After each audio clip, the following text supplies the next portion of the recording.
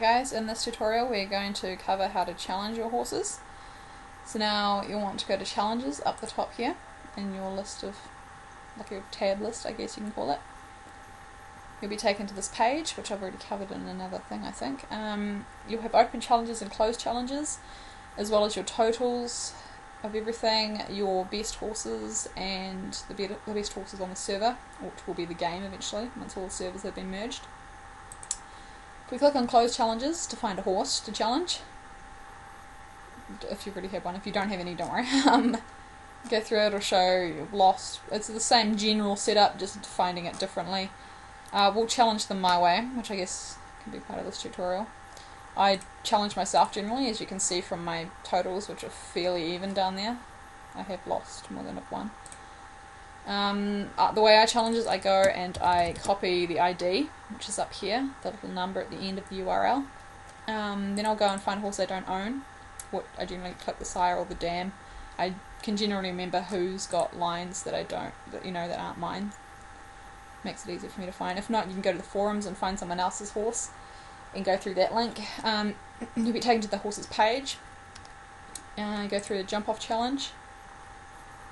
You go up here and you paste your horse's ID in place of theirs. And because I'm used to it, because you used to be able to challenge your own horse by doing this, by putting a slash at the end, you can't anymore, so don't try.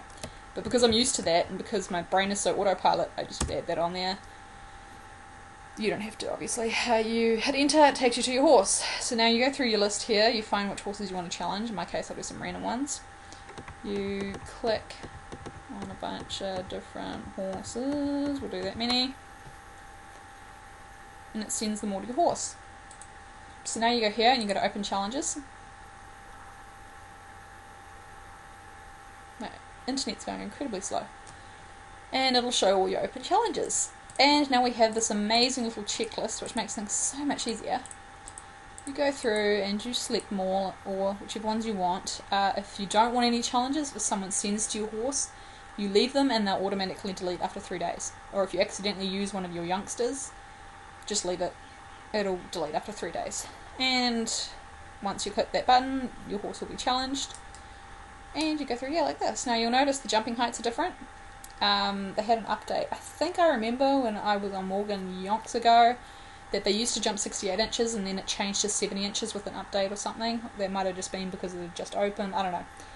In this case, they've gone from 74 to 75 inch is the best height to things like 78 or 80, etc. Obviously, you want a horse that's over 80. I think the highest they can jump is 82 inches naturally. Yeah, so 78 inches though is what I allow into my breeding program. If a horse is really good and they jump 77 inches, I'll use them. Although I don't really want to. If they're 76 or lower, I don't generally use them. 78 inches is about the equivalent, in my opinion, to 74 inches before. And 74 inches was my breeding program before. Obviously 80 inches is the best, and you'd want to use an 80 inch horse. But yeah, you win, you lose. And as you notice up here, I've got a horse that's 88 inches. He himself is not a super. He himself hasn't had any modifications to himself, like to the horse. But he is the clone of a horse that was jumping 88 inches, or thereabouts. And clones will generally jump the same height of the horse they were cloned from.